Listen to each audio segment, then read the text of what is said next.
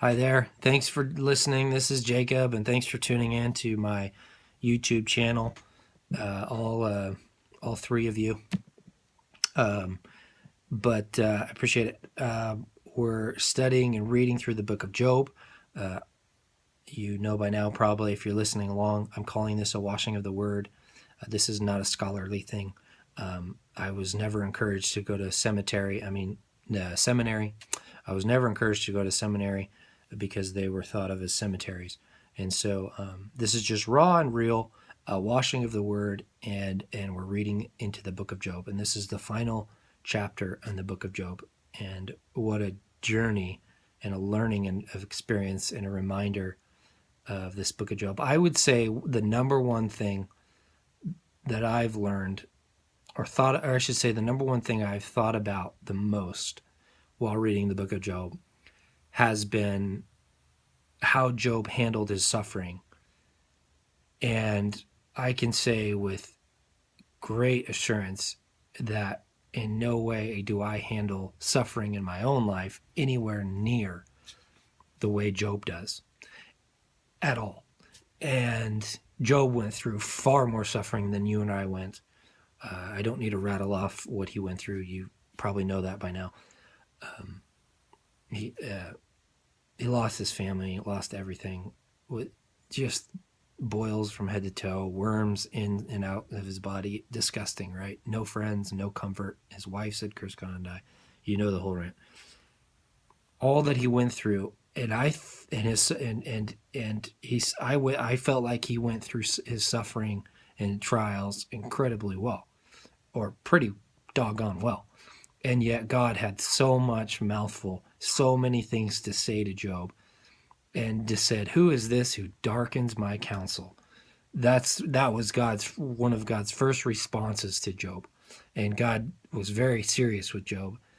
And when I think of that, I think how I don't handle suffering anywhere near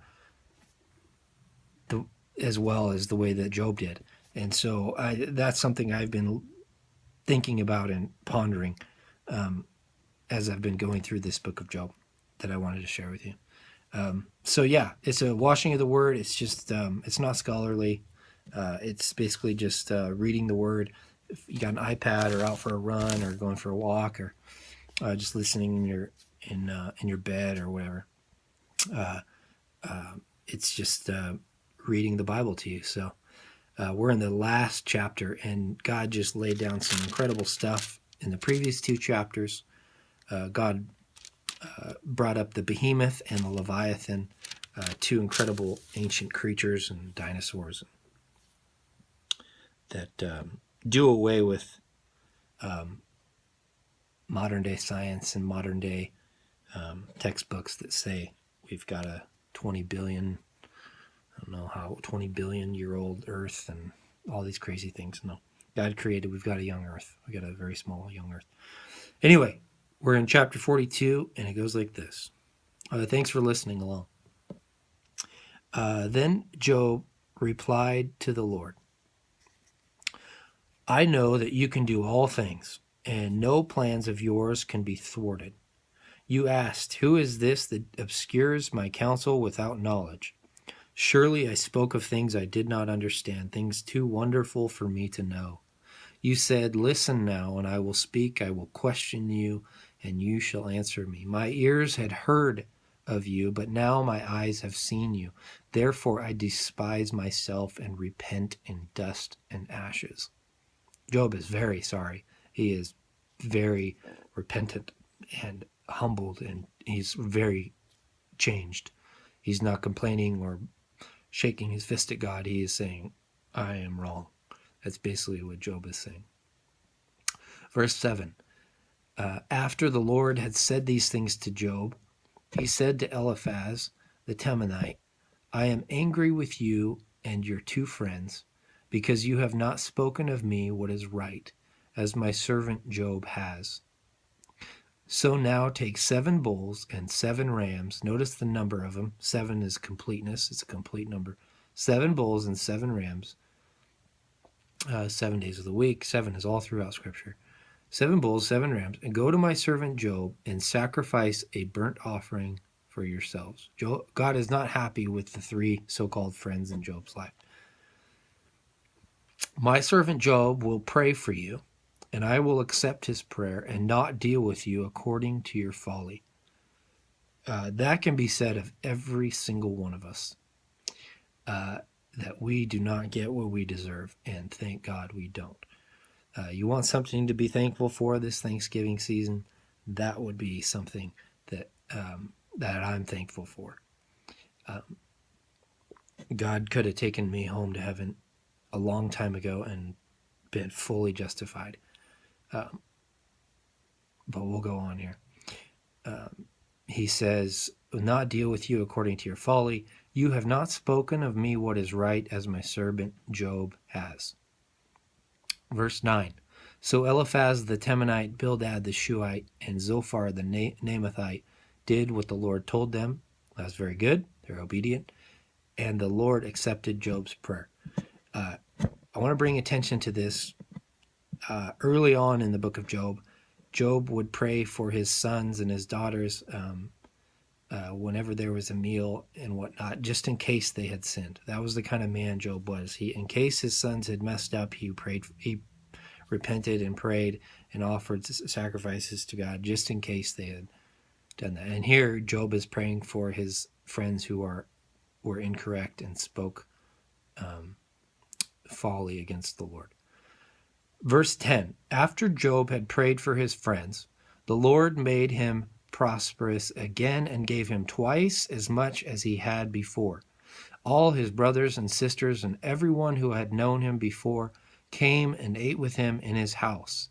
They comforted and consoled him over all the trouble the Lord had brought upon him, and each one gave him a piece of silver and a gold ring. That verse, the chapter, verse 10 and 11, you could talk for hours on. God gave Job twice as much as he had before.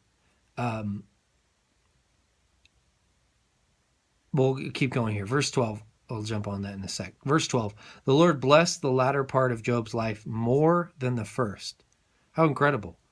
That the quality of blessing in your life is all in God's hands. He can ramp up the volume and of blessing in your life, as he did here in Job's.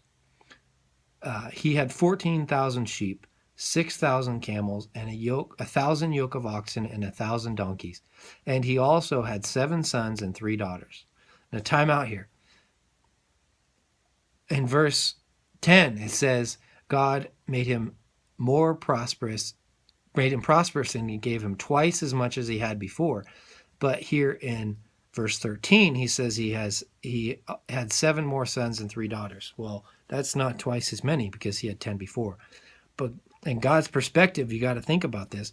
The 7 sons and 3 daughters that died early on in Job didn't lose them. They just went to heaven. And here, Job gets another 7 sons and 3 daughters in verse 13. So all in all, he did get double. You don't cease to exist if you're a Christian, or a non-Christian either. You don't cease to exist. And so he did get twice as much as he had before, even with his kids.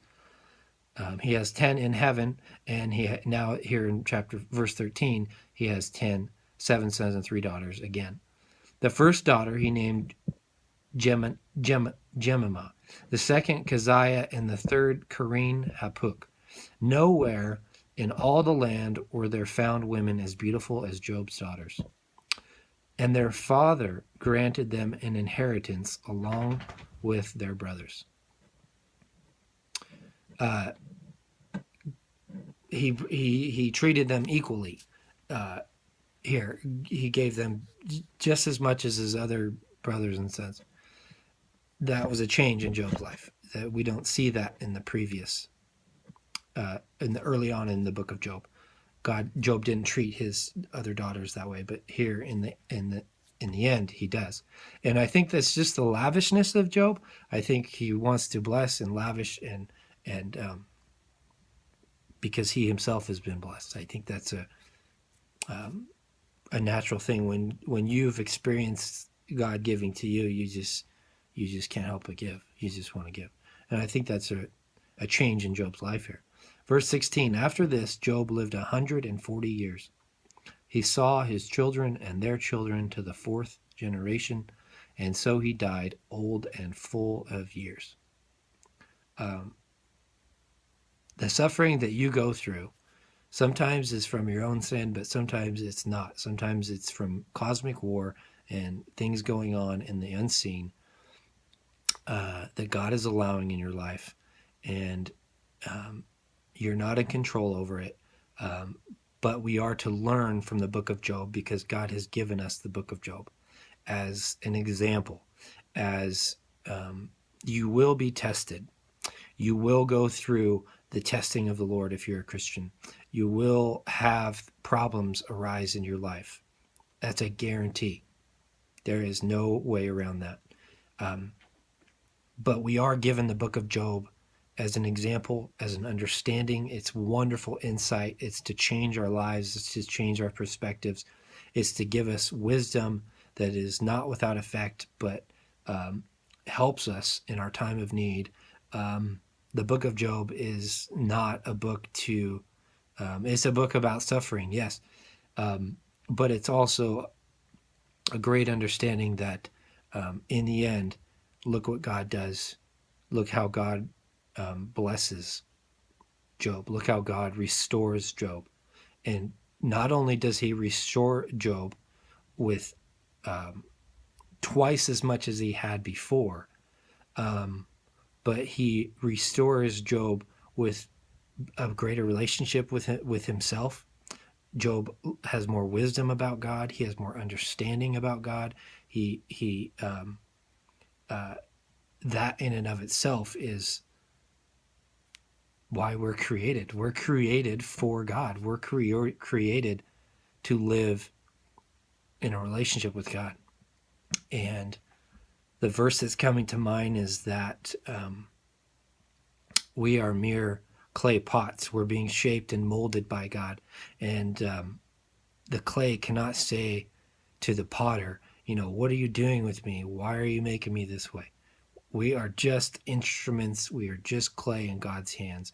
And whether we think we are or not.